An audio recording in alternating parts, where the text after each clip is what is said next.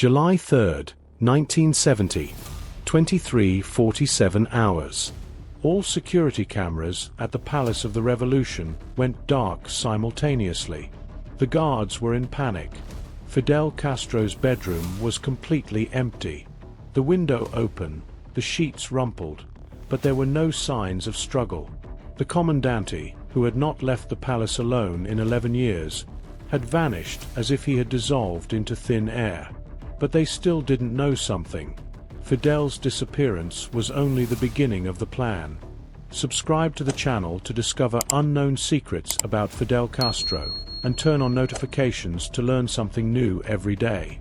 Security Chief Carlos Mendoza ran down the hallway, out of breath, sweating from his forehead. In his 15 years of security experience, he had never lived through anything like this. All the alarms at the Palace of the Revolution were sounding, but there was no attacker. Only Fidel Castro was missing.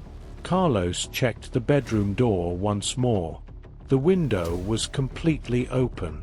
The warm air of the Havana night circulated inside. The bed sheets had fallen to the floor. The desk lamp was still on. A half-smoked cigar remained in the ashtray. But there was no trace of the Comandante. "How is this possible?" Carlos muttered. "We're on the 4th floor. He can't jump out the window." There was a guard at the door. No one entered or left. But the reality was, Fidel Castro had disappeared as if he had vanished into thin air. But the most shocking thing was, Carlos looked at the papers on the desk. There were pages with Fidel's handwritten notes, names, dates, details of the plan. Every line he read surprised Carlos more. Operation Ghost will be initiated July 3rd. Security team must be tested. A 72-hour deadline will be given. Raúl will not be informed. Carlos's hands began to tremble. These notes showed that Fidel had written his own disappearance plan. But why? And then he read the final line: "If they don't find me in 72 hours, Cuba falls." Raúl Castro walked furiously through his brother Fidel's office. Carlos Mendoza stood before him, drenched in sweat, waiting. 6 hours. Raúl shouted. "We've been searching for 6 hours, and there's not a trace. Tell me the truth, Carlos. Who came in here?" "No one, Comandante Raúl. We reviewed all the records. There is no security breach whatsoever. So how did Fidel disappear? Is he a magician?" Carlos handed Raúl the notes from the desk. "I found this. It seems to be his own plan." Raúl turned red as he read the notes. Operation Ghost. 72 hours. He slammed the paper against the desk. "He's insane. He can't do something like this without telling me." But Raúl had other concerns on his mind, because among the notes he had seen a name: Eduardo Vasquez, untrustworthy. Eduardo was Raúl's closest advisor. Just at this point everything changed. At the same time, 30 kilometers from Havana, in an old sugar factory, Eduardo Vasquez was talking on the telephone. "Yes, Fidel disappeared. The plan is working," he whispered into the phone. "In 72 hours Raúl will take power. And you'll also get what you want." The voice on the other end was cold. "Did Fidel really die? I don't know. But in 72 hours it won't matter. Because by then the people will have risen up." Eduardo had been preparing this plan for 3 months. It was not a plan to kidnap and kill Fidel. It was something smarter. Using Fidel's own disappearance to create chaos in Cuba, Raúl would enter into panic, make wrong decisions, and finally Eduardo's patrons would take control of Cuba. But Eduardo didn't know that Fidel already knew this plan. Wait a moment. Don't miss this detail. At the same time, 50 kilometers south of Havana, in the foothills of the Sierra Maestra Mountains, there was a small countryside house. Abandoned since 1958, but tonight its lights were on. Inside sat Fidel Castro. Without a beard, hair dyed, dressed without ostentation.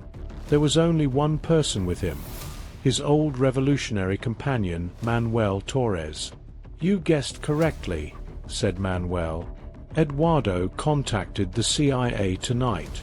Fidel took a deep drag on his cigar. "I've been waiting 3 months for this. Now it's becoming clear who is a friend and who is an enemy. And what will you do now?" Fidel smiled. "Eduardo thinks I'm dead. Raúl is in panic. The CIA is waiting. But no one knows I'm here. And I'm watching them." Manuel was surprised. "Had you planned all of this beforehand?" "Manuel, I've been in power for 11 years.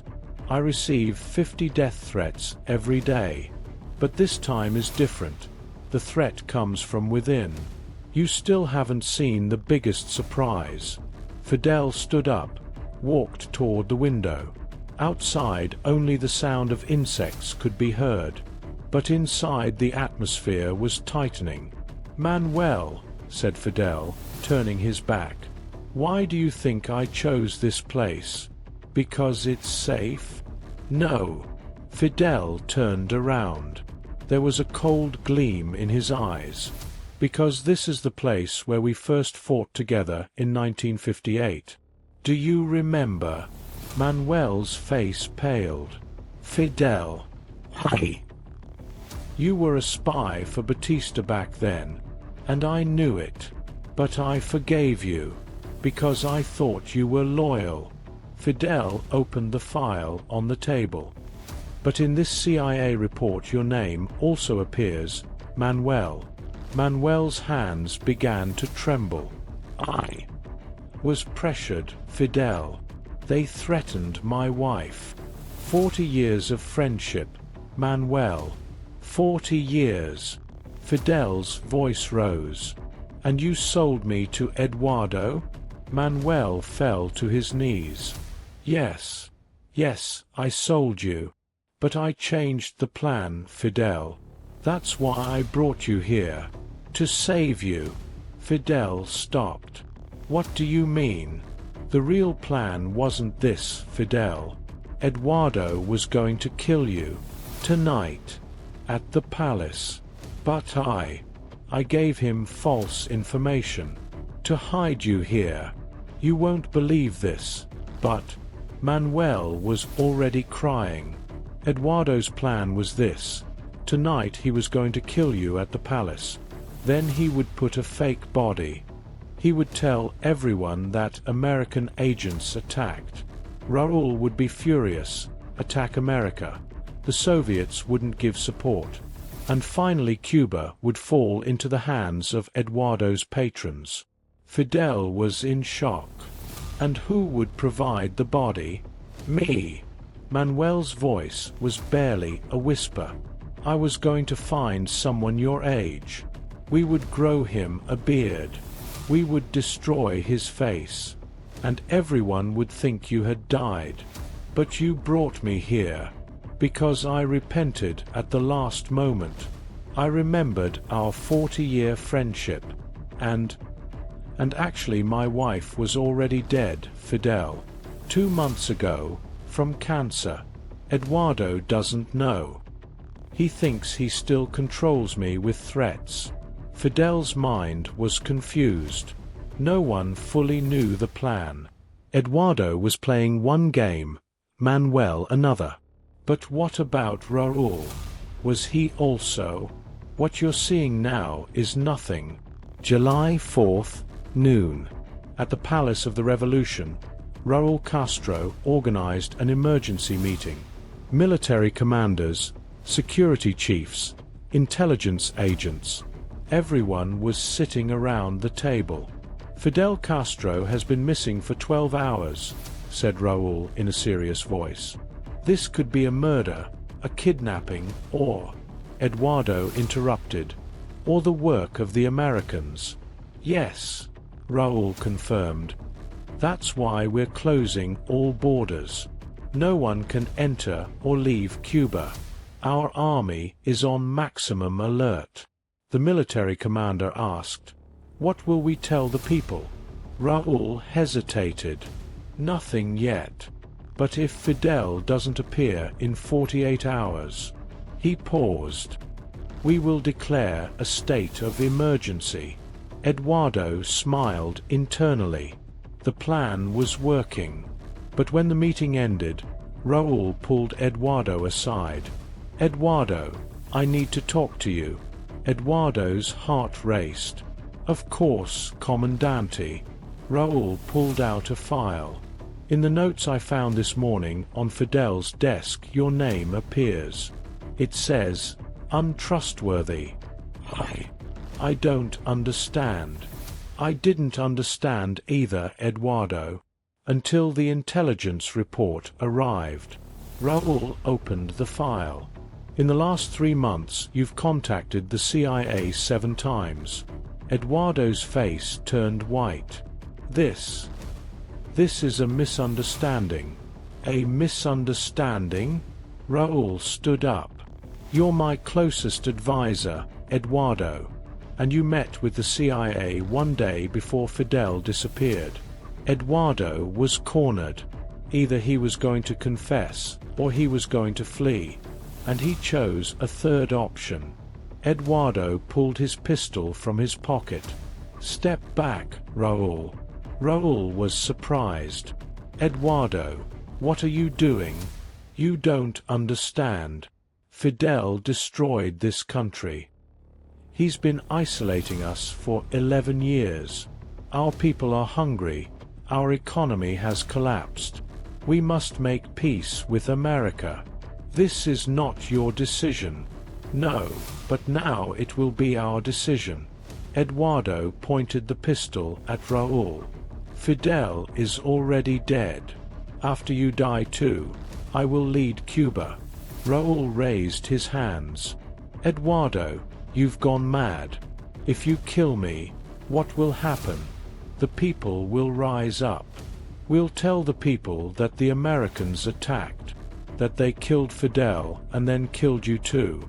But I managed to escape, and I will take revenge." Raúl understood. Did you really kill Fidel?" Eduardo smiled. "No. But tomorrow morning we'll find his body. In Sierra Maestra, at Manuel's house." "Manuel?" "Yes. Manuel helped me. He brought Fidel there. And tonight we will kill him." When they thought everything had ended, just then, the office door opened. Fidel Castro walked in. Eduardo froze, the pistol in his hand, but he didn't know where to point it. "Hello, Eduardo," said Fidel calmly. "Were you looking for me? You were supposed to be dead." "Yes, I was supposed to be. But I'm alive. And I heard your plan." Fidel began to approach. "Manuel told me everything."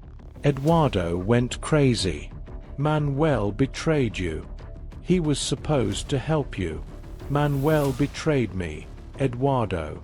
But then he repented. And when he discovered your real plan, he confessed everything to me." Raúl was still in shock. "Fidel, you really... I'm really alive, brother."